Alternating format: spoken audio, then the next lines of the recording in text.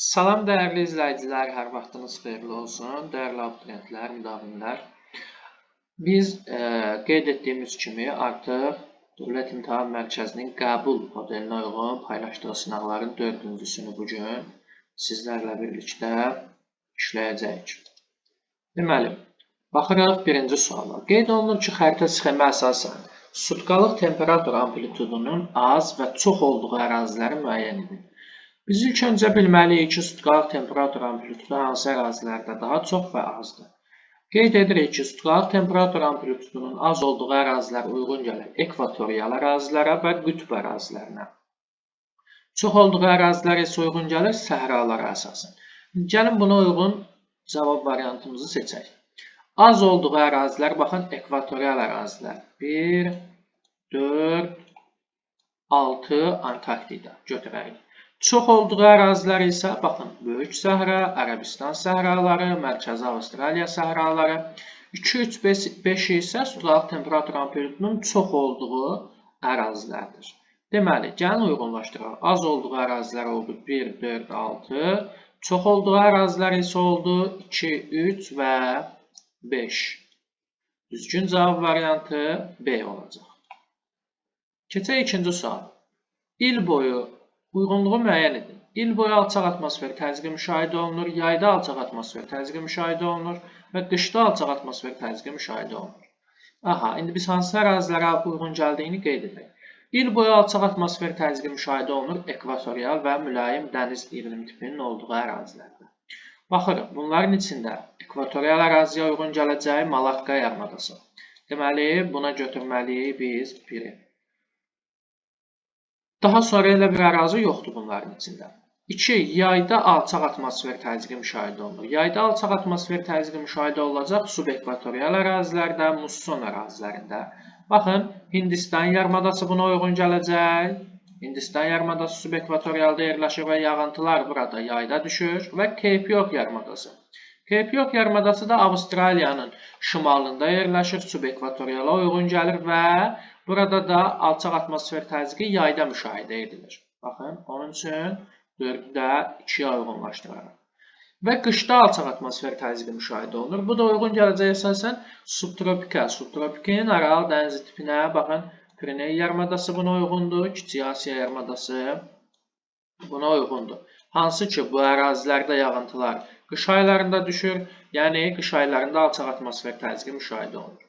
Deməli, 1, 2, 4 və 3, 5. Düzgün cavab olacaq E variantı.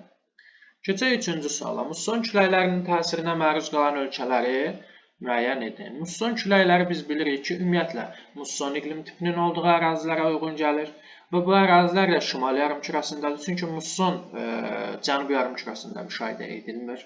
Şimal yarımkürəsində materitlərin, yəni Şimali Amerika ilə Avrasiyanın şərq hissəsinə uyğun gəlir. Biz əsasən buna uyğunlaşdırırıq Yaponiyanı, Şimali Koreya, Cənubi Koreyanı, Çini, Filippini, İndoneziyanı, Rusiyanı. Baxın, Filippin, Yaponiya, Koreya Respublikası. Bu ərazilərdə musson küləkləri daha çox təsir edir.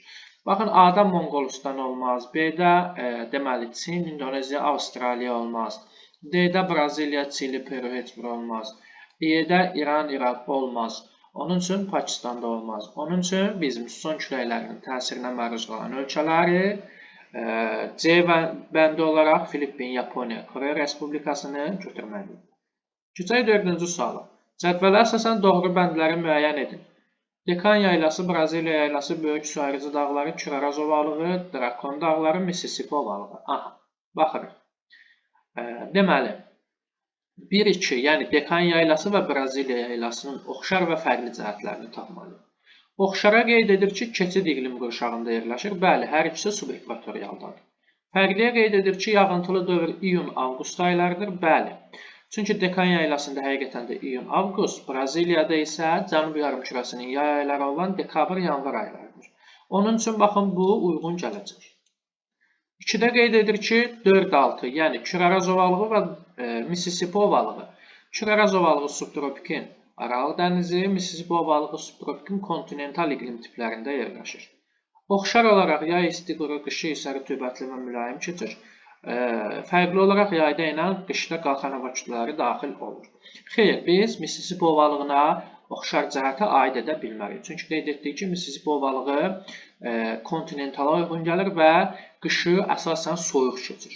Onun üçün bunu aid edə bilmərik. Bu yanlışdır. Yəni, ikiləri nə etməliyik? Çıxmalıyıq cavab variantından. 3-də qeyd edilir ki, 3-5 böyük su ayrıcı Draqon dağları. Oxşar olaraq sahillərində rütubətli tropik iqlim vilayəti formalaşır. Bəli, biz qeyd edirdik materiklərin şərq hissəsinə uyğun gəlir bu rütubətli tropik iqlim vilayəti və hər iki əraziyə uyğundur. 3 iqlim qurşağında yerləşir. Bəli, baxın, böyük su ayrıcı dağları 3 iqlim qurşağında yerləşəcək. Subekvatorial, tropik, subtropik. Amma Draqon dağları isə xeyr. Onun üçün bu da fərqli olacaq. Yəni, bunu da götürməliyik. 1, 3. 4-də qeyd edir ki, 1-4. Dekan yaylası Küləraz ovalığının oxşar xüsusiyyətləri tropik hava kütlələrinin təsirinə məruz qalır. Bəli, Küləraz ovalığına yayda, Dekan yaylasına isə qışda tropik hava kütlələri təsir edir. Fərqli olaraq çay, çəltik kimi isti və rütubət sevən bitkilər becərilir. Bu, Dekan yaylasına uyğun gələr, Küləraz ovalığına isə uyğun gəlməz. Onun üçün bu da fərqli olacaq. Baxın, bu da düzgün cavab kimi götürə biləcəyimiz variantdır. 1, 3 və 4. Yəni, A variantı olacaq düzgün cavab variantı. Keçək 5-ə. Cədvələ əsasən düzgün olmayan sıraları müəyyən edin. Aha, daimi küləklərin əsri, coğrafi obyektlər. Konqo çökəkliyinə Passat, bəli, düzgündür. Burada düzgün olmayan dediyi üçün bunu götürməliyik. Kaliforniya yarımadası, qərb küləkləri. Bu yanlış olacaq. Kaliforniya yarımadasına qərb küləkləri yox, Passat küləkləri təsir edir. Onun üçün bunu götürəcəyik. Filippin adaları qərb küləkləri olmaz. Burada Passat olacaq. Bunu da götürməliyik. Daha sonra Grenlandiya adası şimal-şərq, bəli, düzgündür. Götürməliyik. Britaniya yarımadası qərb küləkləri, bəli, düzgündür. Götürməliyik. Böyük Britaniya Passat xeyr olmaz. Böyük Britaniya qərb küləklərinin təsiri altında olan ərazidir. Onun üçün baxın 2, 3 və 6. D düzgün cavabdır. Keçirik 6-cı suala. 2 iqlim qurşağında yerləşən ada dövlətlərini müəyyən edin. Baxaq, Madagaskar, bəli, Böyük Britaniya, xeyr. A variantı çıxar. Kuba, İrlandiya, xeyr. Yaponiya, bəli, 2 iqlim qurşağında yerləşir. Brunei, xeyr, 1 iqlim qurşağında. Yaponiya, bəli, subtropik mülayim. Madagaskar, bəli, subekvatorial tropik. Şri Lanka, bəli, subekvatorial, ekvatorial. Baxın, D variantı düzgün. Y-də İrlandiyanı onsuz çıxmalıydı. 7-ci sualda qeyd edir ki, sxemdə B məntəqəsində atmosfer təzyiqi 360 mm-dir, kəsmə yüksəkliyi müəyyən edin. Edək.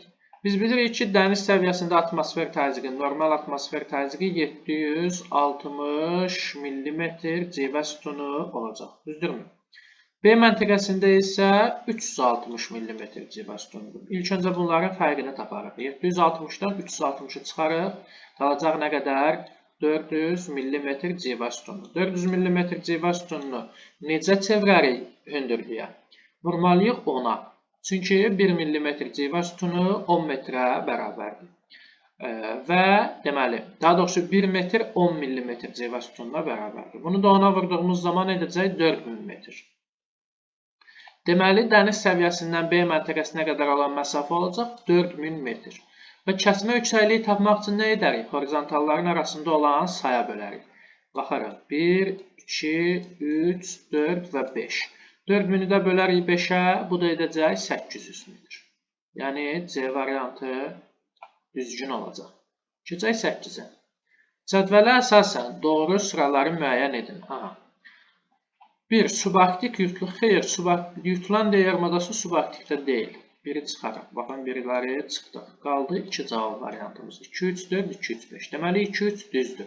Baxaq yenə. Mülayim kontinental, bəli. Şərqi Avropa düzənliyi bu əraziyə uyğundur. Taxılçılıq, kartofçuluq, təsərrüfat sahələri, bəli, bu əraziyə uyğundur. Subtropik kontinental, turan ovalığı, pambıqçılıq, qoyunçuluq, bəli. Bu da düzgündür. Tropik dəniz, Kuba adası, şəkər çuxunduru. Aha, Kuba adasında şəkər çuxunduru yox, şəkər qamışı olacaq. Onun üçün bu yanlışdır. Subekvatorial Hind-Çin yarımadası, şəkər qamışı, çay. Bəli, bu isə düzgün olacaq. 2, 3, 5. Yəni, düzgün cavab olacaq E variantı. Keçək 9-cu suala. Buxarlanma və buxarlanma qabiliyyəti arasında fərqin böyük olduğu yarımadaları müəyyən edin. Aha, baxın biz bu əraziləri əsasən götürməliyik tropik ərazilərdə və ekvatorial ərazilərdə yerləşən deməli fiziki obyektlər. Baxırıq. Baxın, Kaliforniya yarımadası buna uyğun gələcək. Ərəbistan yarımadası buna uyğun gələcək. 2-4. Skandinaviyanı bu başdan çıxarıq. Uyğun gəlməz. Floridanı çıxarıq. Baxın, 5-i çıxırıq, 5-i çıxırıq, 3-ü çıxırıq. Aha, 2, 4, 6, 1, 4, 6. Yəni, baxın, Kaliforniyanı seçmişdik, Ərəbistanı seçmişdik və olacaq Somali. Somali də ekvatorial ərazidə yerləşir. 2, 4, 6. Yəni, A variantı. Somalidə Hindistana nisbətən buxarlanma və buxarlanma qabiliyyəti arasında fərq daha böyük olacaq. Onun üçün A variantını seçərik. Düzgün cavab kimi. 10-cu sualda qeyd olunur ki, dağın ətəyində 720 mm hündürlüyündə temperatur. Dağın ətəyində 720 metr hündürlüyündə temperatur 25,2 dərəcə, zirvəsində -2,4 dərəcə olarsa, dağın mütləq və nisbi hündürlüyünü müvafiq olaraq müəyyən edin. Biz bilirdik ki, mütləq hündürlük okean səviyyəsindən hesablanan hündürlük, nisbi hündürlük isə dağın ətəyindən hesablanan hündürlük, müxtəlif bir hissəsindən hesablanan hündürlüyə deyilir. Deməli, biz ilk öncə mütləq hündürlüyü tapmaq üçün nə edərik? Temperaturlar arasındakı fərqi taparıq. Yəni 25,2 ilə toplayaraq -2,4-dür. Çünki mənfi olduğu üçün bunun üzərinə gəlməliyik. Müsbət olsaydı çıxardıq təbii ki. Bu da olacaq neçə? 27,6. 27,6-nı necə çevirə bilərik biz? Deməli, bunları silək. 27,6-nı biz necə hündürlüyə çevirə bilərik? Təbii ki, bunu 27,6-nı x olaraq qeyd etməliyik və deməli 6 dərəcə isə 6 dərəcə isə olacaq, daha doğrusu 6 dərəcə isə olacaq 1000 metr. Yəni biz nə etməliyik? 27,6 dərəcəni vurmalıyıq 1000-ə, bölməliyik 6-ya. Çünki 1000 metr 6 dərəcə temperatur azalır. Və bunu vurduğumuz zaman düzgün cavab olacaq. Biz hündürlüyü tapacağıq. 4600 metr. Və bizə burada qeyd olunur ki, nisbi hündürlüyü də tapın. Nisbi hündürlüyü necə taparıq? 4600-ün üzərinə gələrik. Dağın ətəyində olan 720 metr hündürlüyü. Bu da edəcək 5320 metr. Baxın elə B düzgün variantdır. Deməli, dostlar, biz burada nə edirik? İlk öncə temperaturlar arasındakı fərqi tapırıq. Buna əsasən hündürlüyü tapdıq. Mütləq hündürlüyü 4600 və nisbi hündürlüyü tapmaq üçün də ətəyində olan hündürlüylə mütləq hündürlüyü toplayırıq. Bu da edir 5320 metr. Keçək 11-ci sualı. Dağ tundra iqlim tipinin yayıldığı ərazilər. Azərbaycanda dağ tundra iqlimi Böyük Qafqaz dağlarında, yüksək dağlığında, Kiçik Qafqazın və Naxçıvanın. Baxın, Böyük Qafqazın yüksək dağlığı, Murovdağ, Naxçıvanın yüksək dağlığı və Zəngəzur dağları. 1, 3, 4. Yəni, B olacaq düzgün cavab variantı. Keçək 12-ci suala. Yer kürəsinin sxemindəki vəziyyətinə əsasən tropik və ekvatorial hava kütlələrinin hakim olduğu akkumulyativ düzənlikləri müəyyən edin. Baxın, bu vəziyyət hansı deməli, vəziyyətə uyğun gələcək? Yay gün dönümü gününə. Yəni, bu zaman günəş şimal yarımkürədə, şimal tropikində zenitdədir, şimal yarımkürəsində yay, cənub yarımkürəsində qışdır. Bu zaman deyir ki, akkumulyativ düzənlikləri müəyyən edin. Tropik və ekvatorial hava kütlələrinin hakim olduğu. Akkumulyativ dediyi üçün biz seçməliyik ovalıqları. Çünki yaylalar denudasyon düzənliklərə uyğun gəlir. Baxın, Dekan yaylası denudasyondur, çıxarıq. Anadolu yaylası denudasyondur, çıxarıq. Baxın, 3 olan variantları çıxırıq. Baxın, elə düzgün cavabımız birbaşa buradan keçir. Bu da yaxşı üsullardan biridir. Daha tez cavab variantını tapmaq üçün biz dəqiq əmin oluruq ki, bizdən akkumulyativ düzənlikləri istəyir. Baxın, denudasyonları çıxmaqla biz A variantını düzgün cavab kimi tapdıq. Gəlin bir daha baxaq. Tropik hava kütlələrinin təsir etdiyi Mississippi küləraz. Bəli, bu şimal subtropika uyğundur. Çünki yay gün dönümündə iqlim qurşaqları şimala hərəkət edir və subtropik iqlim qurşağına tropik hava kütlələri təsir edir. 2. Ekvatorial hava kütlələri isə Hind-Qanq və Orinoco. Bəli, yəni subekvatorial. Şimal subekvatoriala ekvatorial hava kütlələri təsir edir. Onun üçün A variantını götürməliyik. 13-cü sualda deyir uyğunluğu müəyyən edin. Aha. Biz buradakı iqlim diaqramlara uyğun olaraq xüsusiyyətləri və uyğun olduğu şəhərləri seçərik. Baxın, birinci iqlim diaqramı uyğun gələr subtropiki Aralıq dənizinə. Subtropiki Aralıq dənizinə. Bu ərazidə subtropiki Aralıq dənizində yay isti, quru, qış mülayim rütubətlidir. Baxın, 2 uyğun gələr buna.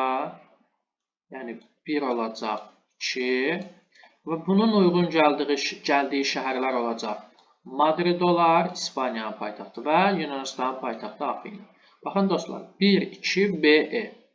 Yəni düzgün cavabımız çıxır burada A variantı. 2-yə baxaq. Baxın, 2 uyğun gələcək, deməli, mussona. Düzdürmü? Subtropikin mussonuna uyğun gələr. Yay isti və rütubətli, qışı mülayim və quru olacaq. Bu da uyğun gələcək. Baxaq, diqqətlə hansına uyğun gələr. Bəli, Şanxaya, Çinin Şanxay şəhərinə. 3 isə uyğun gələcək subekvatoriala, şimal subekvatoriala. İl boyu isti, yay rütubətli, qışı isə quru olacaq. Baxın, Senegalın paytaxtı Dakar, Afrikada və deməli, Hanoy, Cənub-Şərqi Asiyada Vyetnamın paytaxtı. Bu da uyğun gələcək subekvatorial ərazilərə. 1-2 BE, 2-3C, 3-1 AD. Düzgün cavab olacaq A variantı. Keçək 14-cü suala. Euler-Venn diaqramına uyğun bəndləri müəyyən edin. Aha, edək. A-dan B-yə qalxırıq, C-dən də D-yə qalxırıq. Oxşar və fərqli cəhətlərini müəyyən etməliyik. Baxaq. Deməli, bir daha baxaq. Qanı-Xəri çaydan qalxırıq Böyük Qafqaza və deməli, Mingəçevir Şəmkir su anbarının ətəklərindən biz Muraddağa doğru qalxırıq. Aha. Deməli, baxın, yağıntıları bərabər paylanan mülayim isti iqlim və bütün fəsillərdə bol rütubətli soyuq iqlim. Bunların hər ikisi uyğun gələcək A-B xəttinə. 4, 5. Düzdürmü? Deməli, 1 olacaq, 4, 5. Bu ərazidə yarımsəhra olmayacaq. Baxın, qışı mülayim keçən yarımsəhra ilə deməli, qışı quraq keçən soyuq iqlim, bir daha dəqiqləşdirək. Aha, baxın, qışı quraq keçən yarımsəhra və quru çöllə, qışı quraq keçən soyuq iqlim isə olacaq C ilə D-də. 1-6. 3-ə də uyğun gələcək. Baxın, 2-3 qışı quraq keçən soyuq iqlim hər iki ərazidə olacaq və dağ tundra iqlimi də hər ikisində müşahidə olunacaq. 2 və 3. 1, 4, 5, 2, 1, 6, 3, 2, 3. Aha, baxın, diqqətlə baxsanız, burada cavablarda yanlışlıq, yəqin ki, texniki yanlışlıq olur. Bax, E uyğun gəlir, 3, 2, 3. 2, 4, 5, 1, 1, 6. Amma burada 1, 4, 5, 2, 1, 6 olmalıydı. Aydındır. Onun üçün baxın, bu sualın cavabında yanlışlıq var. Yəqin E-ni nəzərdə tutublar, amma E-də 1, 4, 5, 2, 1, 6 olmalıydı. Aydın oldu. Keçirik 15-ci suala. Xəritə sxemə əsasən uyğunluğu müəyyən edin. Yağıntıların illik miqdarı 2000-3000 mm. Ekvatorial ərazilər. Baxın, 5, 2. 1 olacaq, 2, 5. Baxın, elə bu. 2-yə baxırıq. 2-də deyir 500-1000 mm. Bu uyğun gələr. Aha, baxın, mülayim ərazilərə. 3, yağıntıların nisbətən çox düşdüyü ərazilərə. Deməli. Aha, 3 və 1-ə, bəli. Və yağıntıların 100-250, bu səhralara uyğundur. Baxın, Cənub-Qərbi Asiya və Avstraliya. Burada yağıntılar daha az düşür. 100-250 mm. Yəni 2, 5, 1, 3, 4, 6. Düzgün cavab C olacaq. 16-cı sualda qeyd olunur ki, iqlim şəraitinin kontinentallığının artmasına görə şəhərlərin doğru ardıcıllığını müəyyən edir. Baxın, ən kontinentallıq nə idi? Yəni, materiklərdən uzaqlaşdıqca kontinentallıq çoxalır. Deməli, materiklərin daha çox daxilində yerləşən şəhərlər daha kontinental olur. Deməli, dəyərli dostlar, burada ən kontinental şəhər olacaq Ulan-Bator, Monqolistan paytaxtı 2. Daha sonra olacaq Ufa, bax, Rusiyada yerləşən Ufa şəhəri. 4. Bax, Oslo, Praga bunların ikisini götürsək, Praga daha kontinental olacaq. Oslodan daha mərkəzdə yerləşir. 4 və ən az kontinentallıq bu şəhərlərin içində Osloda olacaq. Burada deməli 3 yazmalıydıq. Düzdürmü? 2, 4, 3, 1. Yəni kontinentallığın biz azalmasına görə təyin etdik. Burada isə artmasına görə deyir. Yəni, bax, əks tərəfdən götürməliyik biz bunu. 1, 3, 4, 2. Aha, baxın, A. Yəni, Oslo, Praga, Urfa olan batır. Bu, kontinentallığın artmasına görə doğru ardıcıllıqdır. Düzgün cavab olacaq A variantı. 17-də deyir, Azərbaycan ərazisinə daxil olan hava kütlələrinin yaratdığı hava şəraitinə görə doğru sıraları müəyyən edin. Dəniz arktik temperatur azalır, yağıntı artır. Bəli, tamamilə düzgündür. Kontinental arktik temperatur artar. Xeyr, kontinental azalacaq. İkini çıxırıq. Mülayim dəniz temperatur azalır, yağıntı artır. Bəli. Mülayim kontinental temperatur artır, yağıntı artır. Xeyr, bu da yanlış olacaq. 5. Cənub siklonları. Temperatur azalır, yağıntı artır. Bəli. Tropik. Temperatur artır, yağıntı artır. Xeyr, yağıntı azalır. Baxın. 1, 3 və 5. Düzgün cavab olacaq. A bəndi. Keçək 18-ci suala. Qeyd olunur ki, eyni iqlim qurşağında yerləşən ölkələri müəyyən edin. Müəyyən edək. Baxın, uyğun gəlməz bu. Portuqaliya subtropikdədir, Almaniya mülayimdədir. Rusiya mülayim iqlim qurşağına düşür, subarktik iqlim qurşağına düşür. Onun üçün bunu çıxarır. B. Brunei, Myanmar, Gabon. Brunei ekvatoriala, Myanmar subekvatoriala uyğundur. Baxın, bunu da çıxarır. Polşa, Kanada, Nikaragua. Xeyr, bunlar da yanlışdır. Polşa mülayim iqlim qurşağında yerləşdiyi halda Nikaragua isə yerləşir. Deməli, Mərkəzi Amerikada tropika daha çox uyğun gəlir. Kamboca, Kenya, Panama. Aha, baxın, bunların hər üçü yerləşəcək subekvatorialda. Kamboca, Kenya, Panama. Avstraliya, Finlandiya, xeyr, İspaniya bunlar da tamamilə uyğunsuzdur. Düzgün cavabımız olacaq D. 19-da deyir, doğru bəndi müəyyən edin. Baxaq, Azərbaycan ərazisinin çox hissəsində mülayim dəniz iqlim tipi formalaşıb. Xeyr, Azərbaycan ərazisinin çox hissəsində subtropik, Aralıq dənizinin subtropik iqlim tipi, subtropikin daha doğrusu Aralıq dəniz iqlim tipi formalaşıb. Onun üçün A-nı çıxarır. Bir-də deyir, subtropik iqlim qurşağının daxili rayonlarında yay isti quru, qış soyuq keçir. Aha, bizə deyir, doğru bəndi müəyyən edin. Daxili rayonları deyirsə, deməli kontinentaldır. Bəli, kontinentalda yay isti quru, qış soyuq keçir. Elə düzgün cavab olacaq B. C-də deyir, materiklərin şərq sahillərində passatların təsiri ilə xeyr, quraq iqlim yox, yağıntılı iqlim, rütubətli iqlim yaranır. Cənub yarımkürəsində şimala nisbətən iqlim tiplərinin sayı çoxdur, əksinə şimalda daha çoxdur. Yağıntıların miqdarı ekvatordan qütblərə doğru artmaz, azalır. Düzgün cavab olacaq B. 20-ci sualda qeyd olunur ki, xəritə sxemə əsasən buxarlanma və buxarlanma qabiliyyəti arasında fərqin daha böyük olduğu ərazilər və bunun səbəbi. Yenə biz burada isti quraq əraziləri götürməliyik. Baxırıq, baxın, 1 olacaq, Qobustan, 3 olacaq, Ceyran çöl, 5 olacaq, Arazboyu düzənliklər. Bu ərazilərdə illik yağıntının miqdarı az olduğu üçün buxarlanma və buxarlanma qabiliyyəti arasındakı fərq daha böyük olacaq. Baxın, elə A-da bu əraziləri və xüsusiyyətlərini qeyd edib. Yağıntıların miqdarının, illik yağıntının miqdarının az olması. Düzgün cavab olacaq 20-də A. 21-ci sualda deyir, sxemə əsasən sutqalıq temperatur amplitudunun ən kiçik olduğu məntəqələr. Bayaq da qeyd etdik, bu tipə uyğun bir deməli sualımız da var idi. Sutqalıq temperatur amplitudunun ən kiçik olduğu ərazilər ekvatorial və qütb əraziləri. Baxırıq. 3 və 7 ekvatorial ərazilər. Yəni A variantı. Sutqalıq temperatur amplitudunun ən kiçik olduğu məntəqələr. Ən böyük olduğu desəydi, biz tropik əraziləri götürməliydik. 22-ci sualda qeyd edir ki, kəsimə yüksəkliyi 1000 metr olarsa atmosfer təzyiqinin doğru göstərildiyi məntəqəni müəyyən edin.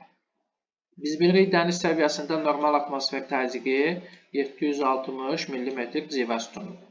Və burada yüksəkliyi 1000 metrdir. 1000 metr neçə?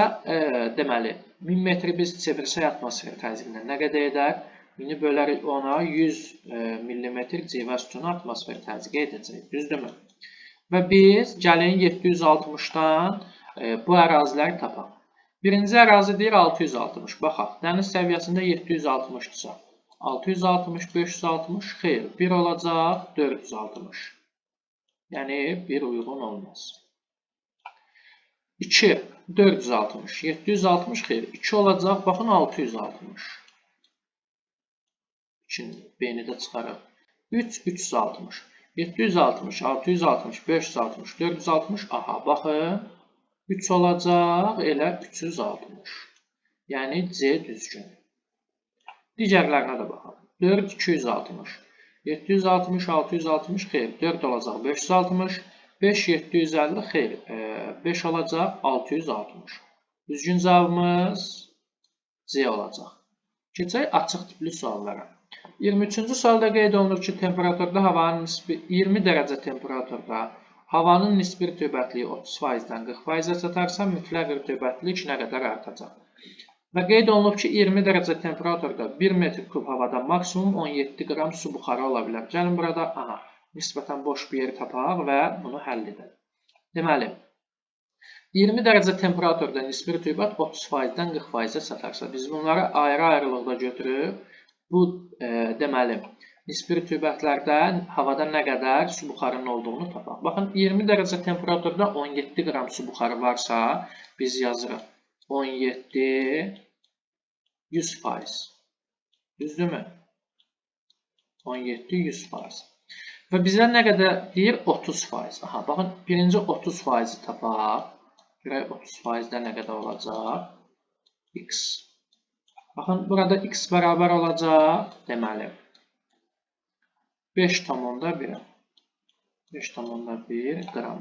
İndi isə 40%-də tapaq. Yəni, baxın, bura 30%-in yerinə qoyacaq 40%. Yenə eyni tənasüblə 17 vurulsun 40 bölünsün 100. Burada da X bərabərdir. Tənasübü həll etdiyimiz zaman olacaq 6,8. Deməli, baxın, 30%-dən 40%-ə çatarsa, mütləq rütubətlilik nə qədər artar? 5,1-dən 6,8 artıb. Nə edərik? Bunların fərqini taparıq. 6,8 çıxılsın 5,1. Bu da bərabərdə olacaq neçə? 6,8-dən 5,1 çıxanda qalacaq 1,7. Aydındır, 23-cü sualın cavabı olacaq 1,7 qram. 24-cü sualda qeyd olunur ki, Kiçik Asiya və Hindistan yarımadalarının iqliminə aid ümumi xüsusiyyətləri müəyyən edin. Kiçik Asiya biz bilirik subtropik qəraq dəniz iqlim tipində, Hindistan yarımadası isə subekvatorial iqlim qurşağında yerləşir.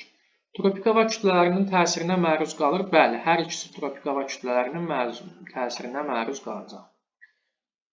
Yağıntılı dövr biri qışda, biri yayda. Yağıntılı dövr iyun-avqust aylarıdır. Xeyr, Kiçik Asiyada bu yanvar, dekabr aylarıdır. Hindistanda isə iyun-avqust. Bu fərqli cəhətli ikini çıxırıq.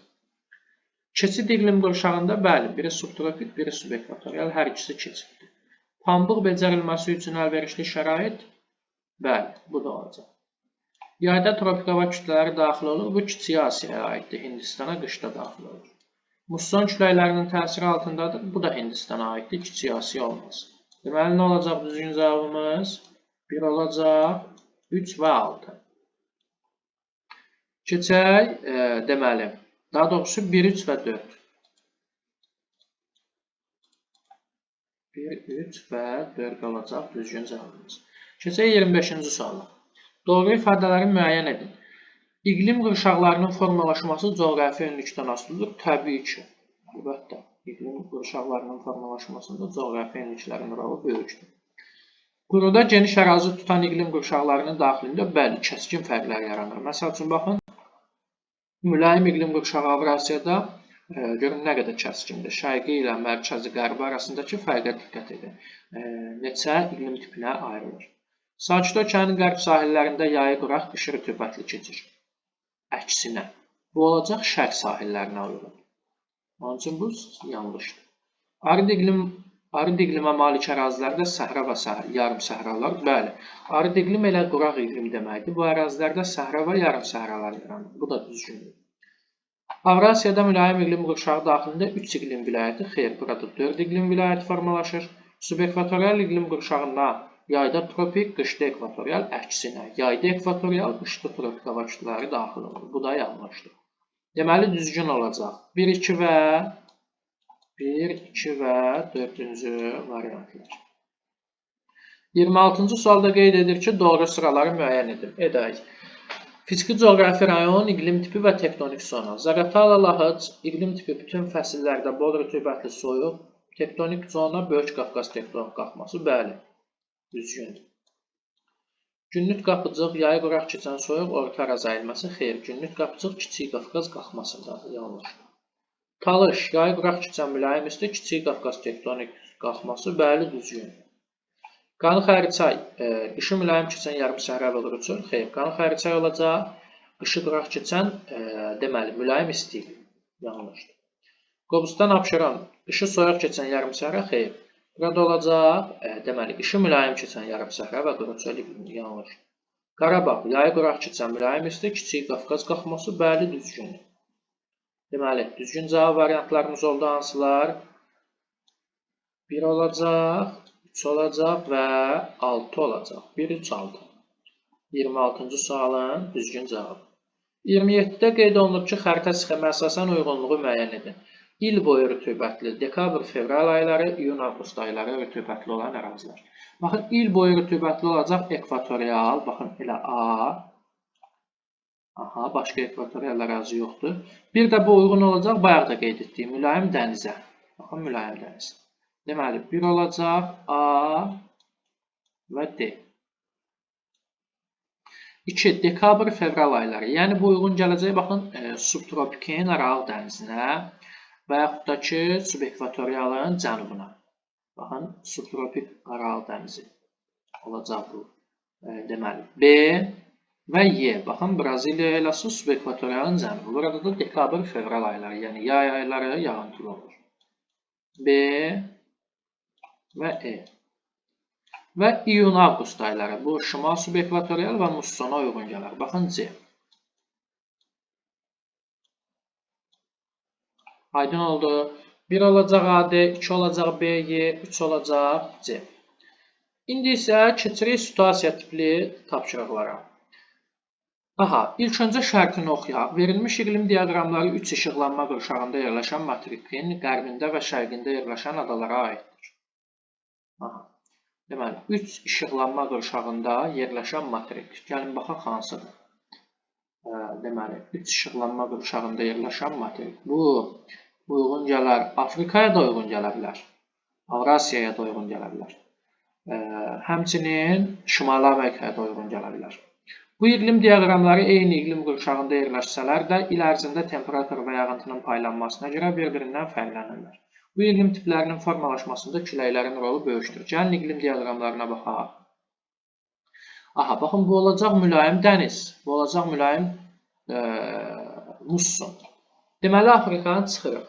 Afrikada mülayim iqlim qurşağı yoxdur. Ya Avrasiyada olacaq, ya Şimali Amerikada. Aha, baxın, biz bir daha oxuyaq. 3 işıqlanma qurşağında yerləşən materikin qərbində və şərqində yerləşən adalara aiddir. Bu iqlim diaqramları eyni iqlim qurşağında yerləşsələr də, il ərzində temperatur və yağıntının paylanmasına görə bir-birindən fərqlənirlər. Bu iqlim tiplərinin formalaşmasında küləklərin rolu böyükdür. Aha. Deməli, bu daha çox Avrasiyaya uyğun gəlir. Gəlin, oxuyaq. Tapşırığı. 28-də deyir, iqlim diaqramlarının aid olduğu adaların yerləşdiyi okean və iqlim qurşağını müəyyən edin. İqlim qurşağı olacaq təbii ki, mülayim. Biri mülayimin dənizində olacaq, biri mülayimin mussonunda olacaq. Okean. Baxın, biz Avrasiyanı buna uyğun götürməliyik elə. Avrasiyanın mülayim dənizi uyğun gələcək hansı okean sahilinə? Atlantik okean sahilinə. Mussonu isə uyğun gələcək şərqinə, yəni Sakit okean sahilinə. Baş hərflərini yazdım, aydın olacaq yəqin ki. 29-da deyir, mətnə əsasən cədvəli tamamlayın. İqlim diaqramlarının uyğun gəldiyi adalar. Baxın, mülayim dəniz, Avrasiyanın mülayim dənizi uyğun gələr. Məsələn, Böyük Britaniya, İrlandiya adalarına. Baxın, yazırıq. Böyük Britaniyanı yazaq. Böyük Britaniya. 2 isə musson uyğun gələr Yaponiyada. Yapon adalarına, məsəl üçün Hokkaido adasına. Yazırıq, Hokkaido adası. Saxalin adasına və yaxud. Deməli, daha sonra iqlim diaqramlarının aid olduğu adaların iqliminə təsir edən küləklər. Aha, baxın, təbii ki, mussona təsir edən elə musson küləkləri olacaq. Mülayim dənizdə isə biz qeyd edirdik, tropiklərdən mülayim enliklərə doğru əsən küləklər hansılar oldu? Qərb küləkləri. Mülayim dənizdə isə qərb küləkləri təsir edəcək. 30-cu sualda qeyd edir ki, iqlim diaqramlarının aid olduğu ərazilərə uyğun gələn torpaq, landşaft və təsərrüfat sahələrini cədvəldə yazın. Torpaq tipi olacaq, baxın, mülayim dənizdə deməli, qonur torpaqlar və deməli, qəhvəyi torpaqlar. Hərflərini yazırıq. Burada landşaft olacaq təbii ki, meşələr, enli yarpaqlı meşələr. Təsərrüfat əhəmiyyəti isə burada əsasən nə olar? Taxılçılıq ola bilər, düzdürmü? Daha sonra heyvandarlıq ola bilər, yəni südlü, ətli heyvanlarla. Keçək 2-yə, yəni mussona. Mussonda torpaq olacaq qəhvəyi, landşaft olacaq burada rütubətli meşələr, yəni dəyişkən rütubətli meşələr. Burada da əsasən biz bilirik çayçılıq, həmçinin çəltikçilik, həmçinin deməli, baxın, diqqət etsək, tərəvəzçilik. Bu ərazilərdə təsərrüfatın əsas sahələridir.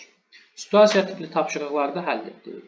Deməli, dəyərli dostlar, 4-cü sınağı da bitirdik. Növbəti videoda 5-ci sınağın suallarına baxacağıq.